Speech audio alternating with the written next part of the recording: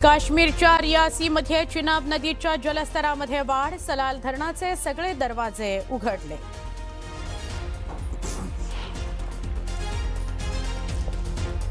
काश्मीरच्या पूंछमधील सुरनकोटमध्ये मुसळधार पाऊस, साचलं पाणी, नागरिकांच्या अडचणी वाढल्या. हिमाचल प्रदेशच्या चंबामध्ये मुसळधार पाऊस, कोसळली दरड कोसळल्यानं रस्ता झाला बंद.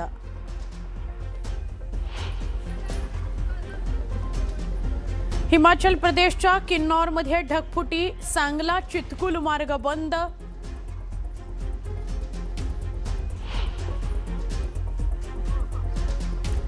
जम्मूच्या राजौरीमध्ये मुसळधार पाऊस, रस्त्यावर साचलं पाणी, परिसरात वाहतूक कोंडी.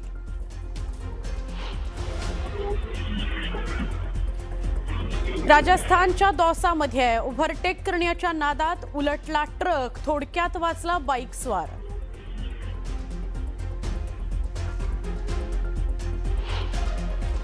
गुजरातच्या अहमदाबादमध्ये अवैध फटाका कारखान्यात भीषण आग, 9 जणांचा मृत्यू, पंतप्रधानांनी व्यक्त केलं दुःख.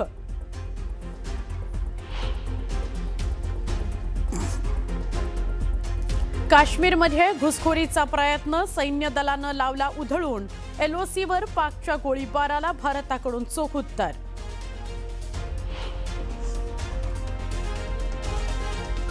जम्मू काश्मीरमध्ये मुसळधार पाऊस, अमरनाथ वैष्णोदेवी यात्रा थांबवली.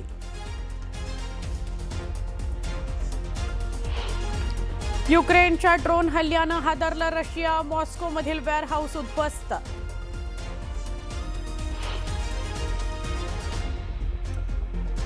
रशियाच्या लढाऊ विमानांचं युक्रेनच्या ड्रोन कमांड पोस्टवर हल्ले, शेकडो ड्रोन उद्ध्वस्त केल्याचा दावा.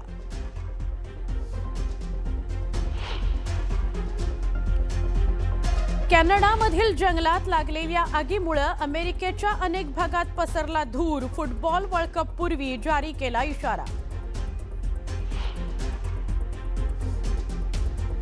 आणि लॉर्ड्समध्ये आज भारत आणि इंग्लंड दरम्यान वन डे क्रिकेट सामना, दोन्ही संघांनी जिंकलाय प्रत्येकी एक सामना.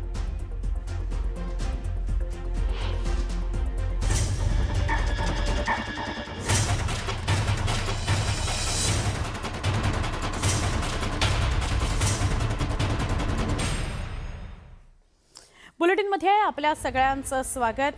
आज उबाठा गट सोनम वांगचुक यांना पाठिंबा देण्याकरता 4 वाजता संध्याकाळी मुंबईत आंदोलन करणारे. दरम्यान राम मंदिरातील दानचोरी विरोधामध्ये आंदोलन उबाठानं पुकारलेलं होतं. काल नागपुरामध्ये आंदोलन होतं, त्याच्याविषयीचा वृत्तांत आपण बघणार आहोत सविस्तरपणे. नागपुरात ठाकरेंचं रामरक्षा आंदोलन. त्या राम भक्त आणि राम मंदिर चोर असा लढा आहे. सगळ्यांनी ठरवायचं तुम्ही कोणत्या बाजूला आहात. राम मंदिरातील दानचोरी विरोधात आक्रमक. मंदिर लुटणाऱ्यांच्या बाजूने आहात की राम रक्षा करणाऱ्यांच्या बाजूने आहात ते पहिले स्पष्ट करा. राम रक्षा म्हणण्याचं नव्हे तर राम रक्षा करण्याचा हा लढा मी आजपासून सुरू करतो आहोत. चोरानो मध्ये येऊ नका. ठाकरे पुन्हा हिंदुत्वाच्या वाटेवर. नागपुरातील रामनगर मधील राम मंदिरात उद्धव ठाकरेंनी रामरक्षा पठण केले. त्यानंतर राम मंदिरात उद्धव ठाकरेंनी आरती देखील केली. अयोध्येतील राम मंदिर दानचोरीच्या मुद्द्यावरून उद्धव ठाकरेंनी सत्ताधारी भाजपाला घेरण्यास सुरुवात केली. त्यामुळेच ठाकरेंनी रामरक्षा आंदोलनासाठी मुख्यमंत्री देवेंद्र फडणवीसांचा राजकीय बालेकिल्ला निवडला होता. एक प्रकारे उद्धव ठाकरेंनी नागपूरमधून हा राजकीय संदेश देण्याचा प्रयत्न केला. अनेक जणांनी जे बलिदान केलं हे यांच्या चोरांच्या पोटापाण्याची सोय करण्यासाठी नव्हतं केलेलं. मंदिर वही बनाएंगे, कशाला बनाने के बाद लुटने के लिए. आम्ही आहोत ते मंदिर लुटारूंच्या विरुद्ध आहोत. फडणवीस साहेबांना सांगायची की आमची चेष्टा टिंगल मस्करी करण्यापेक्षा तुम्ही मंदिर लुटणाऱ्यांच्या बाजूने आहात की राम रक्षा करणाऱ्यांच्या बाजूने आहात ते पहिले स्पष्ट करा. नागपूरमध्ये राष्ट्रीय स्वयंसेवक संघाचं मुख्यालय आहे आणि त्यामुळेच ठाकरेंच्या पक्षाने सरसंघचालक मोहन भागवत यांनाही या आंदोलनात सहभागी होण्याचं आवाहन केलं होतं आणि त्यामुळेच या आंदोलनाला वेगळं महत्त्व प्राप्त झालं. उद्धव ठाकरेंनी या आंदोलनाच्या निमित्ताने संघावरही निशाणा साधला. भागवत साहेब ज्या पद्धतीने हे भाजप सरकार वागतंय, मंदिरं लुटली जात आहेत, विद्यार्थ्यांशी कशा पद्धतीने वागतायत हे तुम्ही बघितलंय. पेपर फुटतायत, पक्ष तर फोडले जात आहेत, पण आता मंदिरातल्या तिजोऱ्या फोडल्या जात आहेत. हेच हिंदू राष्ट्र तुम्हाला अपेक्षित होतं काय? उद्धव ठाकरेंनी एकाच वेळी भाजप आणि राष्ट्रीय स्वयंसेवक संघावरती टीकास्त्र डागलं.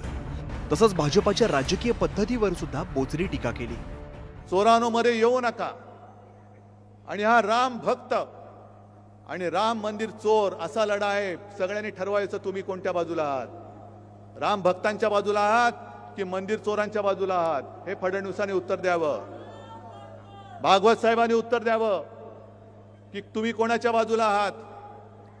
कारण तुमचं जिथे राज्य आहे त्या उत्तर प्रदेशचे अध्यक्ष जर ह्या एवढ्या मस्तवालपणाने बोलत असतील आणि तुम्हाला कोणाला काही वाटत नसेल तर तुमचं हिंदुत्व हे ढोंगी आहे. आज हे मी तुमच्या नागपूरमधून तुमच्यावरती आरोप करतोय.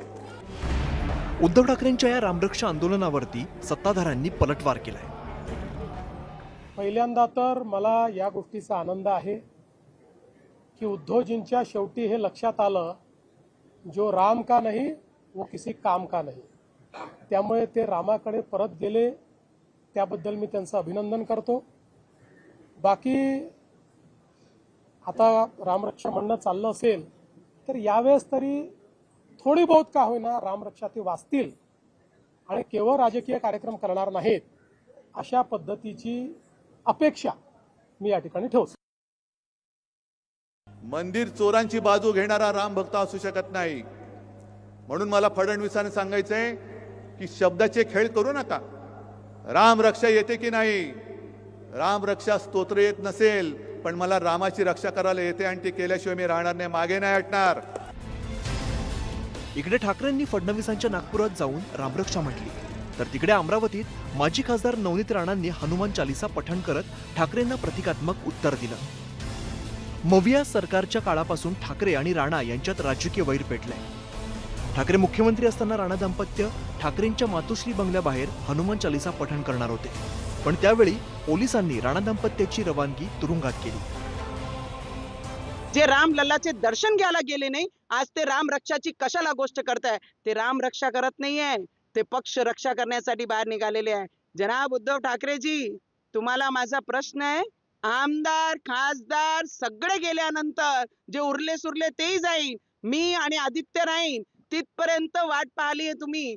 खूप बहुत समय लगा दिया राम जी को याद करने के लिए. राम जी को जो करना था राम जी ने अच्छे से कर लिया. जो बाळासाहेब ठाकरेजींचे विचार जिवंत ठेवू शकले नाही, ते दुसऱ्यांना बेईमान ठरू शकत नाही. राम मंदिर दानचोरीमुळे ठाकरेंना आयताच मुद्दा हाती लागलाय. त्यामुळेच ठाकरेंनी राज्यभर आंदोलन सुरू केलेलं आहे. एक प्रकारे हिंदुत्वाच्या मुद्द्यावरून ठाकरेंनी भाजपाला खिंडीत गाठण्याचा प्रयत्न केला.